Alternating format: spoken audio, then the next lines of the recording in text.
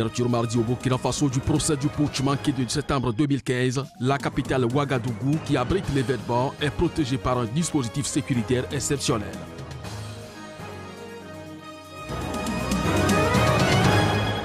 Au Nigeria, 2 soldats ont été tués et 4 autres blessés dans une embuscade tendue par des militants de Boko Haram dans l'état de Borno, une information confirmée mardi par des responsables de l'armée.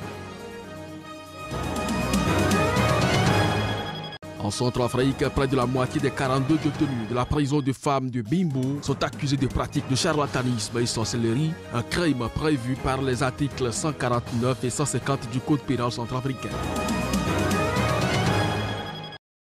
Bonjour à chacun, bonjour à tous et bienvenue dans cette session d'information sur Sika. La Guinée équatoriale fait encore parler d'elle cette semaine.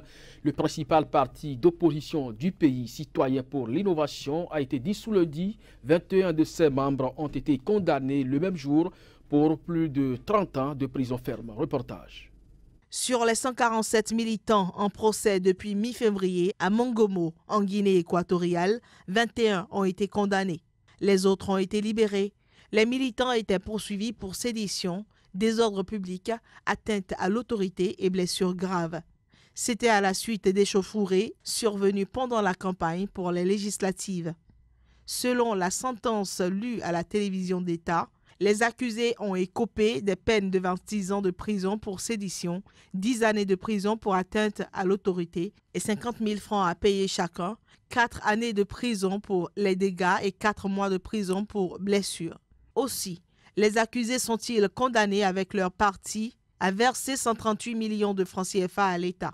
Quant au parti Citoyens pour l'innovation lui-même, il sera retiré du registre des partis politiques du pays. Pour le procureur général adjoint, la dissolution est la conséquence pour avoir commis le délit d'atteinte à la sécurité de l'État.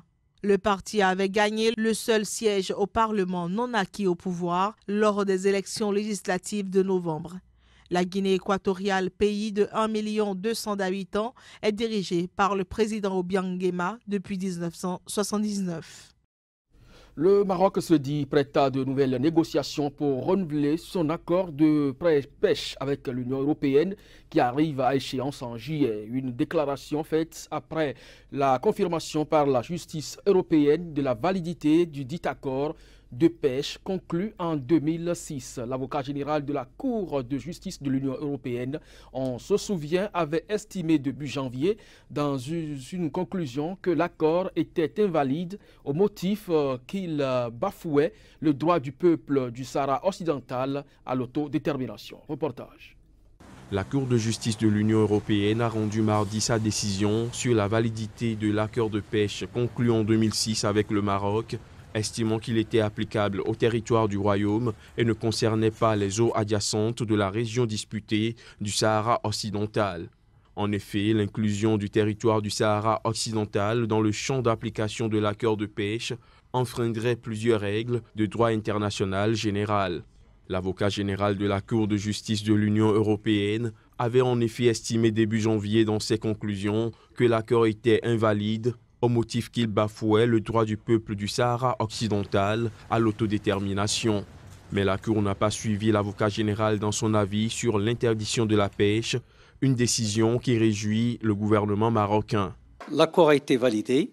L'interprétation de la Cour de justice européenne dit que le fait que nous n'avons pas mentionné clairement les régions du Sud et que ça a été seulement rappelé souvent des lignes et sur la base des programmes, cet accord n'intègre pas les régions du Sud. Les bateaux vont continuer donc à pêcher puisque nous sommes dans les délais raisonnables de cet accord et puis les bateaux, les discussions et négociations pour un autre accord se tiendront quand les choses seront plus clarifiées avec l'Union européenne et le ministère des Affaires étrangères marocain. L'accord de partenariat dans le secteur de la pêche qui existe entre l'Union européenne et le Maroc a été mis en œuvre par des protocoles successifs qui permettent à des navires de l'Union européenne d'avoir accès à la zone de pêche du Royaume. Le dernier protocole en date est applicable jusqu'au 14 juillet 2018. Ouverture au Burkina Faso mardi du procès du putsch manqué de septembre 2015. La capitale Ouagadougou, qui abrite l'événement, est protégée par un dispositif sécuritaire exceptionnel. Reportage. La sécurité dans la ville de Ouagadougou était exceptionnellement renforcée mardi à l'ouverture du procès du putsch manqué de 2015. Lequel coup d'État a fait au total 14 morts et 270 blessés. Les forces de l'ordre étaient positionnées sur un rayon de 200 mètres autour de la salle des banquets de Ouaga 2000 où le tribunal militaire a été délocalisé pour la circonstance. Les généraux Gilbert Diandéré et Djibril Bassolé, cerveaux présumés du coup d'État manqué, ont été acclamés par des partisans à leur arrivée. Certains étaient plutôt en colère. C'est historique. Dans ce pays, nous avons connu beaucoup d'impunité et nous espérons qu'à partir de ce moment, c'est l'heure de la vérité, l'heure de plus rien ne sera comme avant va commencer aujourd'hui. Et nous attendons beaucoup de la justice burkinabé pour que la vérité triomphe enfin. Parce que nous avons évolué pendant longtemps avec le mensonge et le mensonge ne construit jamais une nation. Au total, 84 accusés sont jugés, 66 militaires et 18 civils pour la tentative de putsch du 16 septembre 2015. Pour mémoire, des soldats du régiment de sécurité présidentielle avaient tenté en vain de renverser le gouvernement de transition mis en place après la chute du président Blaise Compaoré. Mais ce procès se déroule loin des caméras, micros et même journalistes. Là, il y a un problème, là, il y a un souci. Pour quelqu'un qui est depuis 20 ans dans le domaine des médias, ça me fait quand même mal au cœur que pour un procès aussi historique, qu'on ne puisse pas permettre à la presse audiovisuelle de capter ne serait-ce que le début du procès, parce qu'on imagine que peut-être que ce n'est pas autorisé de tout filmer, tout le procès, mais au moins l'ouverture. Ça permet au moins aux gens de rendre compte de ce qui se passe, de comment les choses ont débuté. Les accusés risquent tous de lourdes peines au terme de ce procès censé durer plusieurs mois. Mais le choix d'un tribunal militaire a été critiqué par la défense qui redoute une justice politique aux ordres du pouvoir, ainsi que par Amnesty International. Au Nigeria, 2 soldats ont été tués et 4 autres blessés dans une embuscade tendue par des militants de Boko Haram dans l'état du Borno, situé dans le nord-est du pays. Une information confirmée mardi par des responsables de l'armée et de la milice civile engagés aux côtés des soldats. Reportage. L'attaque a eu lieu lundi alors que les soldats circulaient entre la ville de Biou et Damboa dans le Borno, épicentre de l'insurrection djihadiste qui a fait 20 000 morts et 2,6 millions de déplacés depuis 2009. L'armée affirme avoir perdu 2 hommes dans cette embuscade tendue par les militants de Boko Haram.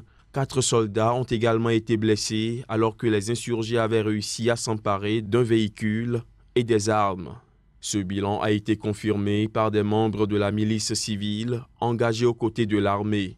Après 9 années de conflit, Boko Haram a été chassé par l'armée nigériane de la plupart des localités dont ces hommes s'étaient emparés en 2014-2015 à l'apogée de sa puissance. Mais malgré les revendications des autorités d'Abuja, qui ont annoncé à maintes reprises avoir écrasé les terroristes, le groupe possède encore une évidente force de frappe, menant de sanglantes attaques contre l'armée, mais aussi des attentats suicides et des enlèvements ciblant les civils du nord-est. La semaine dernière, plus de 100 élèves ont été enlevés dans un internat pour filles à Dapchi, dans l'état voisin de Yobe, lors d'une attaque nocturne des djihadistes. Gous Kwenouven est condamné dans son pays, la Hollande, à 19 ans de prison pour son rôle dans une guerre civile au Libéria. En exil en Afrique du Sud, la procédure d'extradition contre ce trafiquant d'armes a été reportée mardi devant les magistrats du Cap. L'État attend que le dossier d'extradition soit signé et envoyé à la direction des poursuites pénales. On écoute.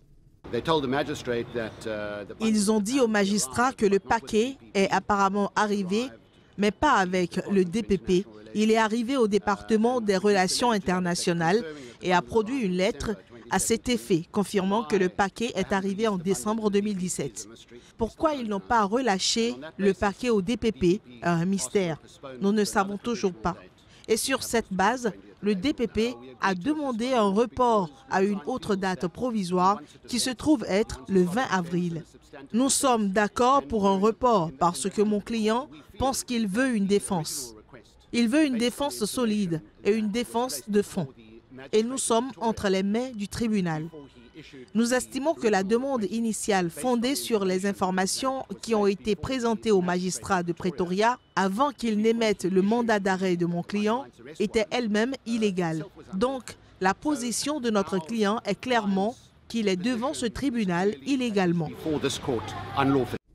Un fait de société en République centrafricaine. Près de la moitié des 42 détenus de la prison pour femmes de Bimbo à Bangui sont accusés de pratiques de charlatanisme et de sorcellerie, un crime prévu par les articles 149 et 150 du Code pénal centrafricain, mais dont les preuves sont difficiles, sinon impossibles, à collecter. En conséquence, certaines personnes profitent donc de cette faille juridique pour régler des comptes. Reportage. Incarcérée depuis 1 an pour pratique de charlatanisme et sorcellerie, Sylvie attend toujours son jugement. Son histoire ressemble à beaucoup d'autres. Un décès ou une maladie survient dans une famille. Un membre de cette famille accuse alors, de manière sincère ou non, un proche ou un voisin d'en être responsable. Je ne reconnais pas l'acte pour lequel je suis en prison. Le mari de ma sœur est décédé. On ne l'avait pas bien soigné avec la médecine traditionnelle. Et c'est pour cela que ma sœur m'a créé des ennuis. C'est pour cela qu'on m'a amené ici. La sorcellerie pose des problèmes aux législateurs centrafricains. Même si le crime est prévu par les articles 149 et 150 du Code pénal, il est toujours compliqué pour les juges de rendre une décision en la matière. Les preuves sont difficiles, sinon impossibles à collecter. Le plus souvent, l'accusation vaut condamnation. Une faille juridique utilisée par certains pour régler des comptes. En Afrique, il y a une catégorie de personnes qui est toujours accusée de sorcellerie, à savoir les personnes vulnérables, les femmes, les enfants et les vieillards. Quand le problème se pose et ça arrive devant la justice, le juge même a du mal à avoir les preuves.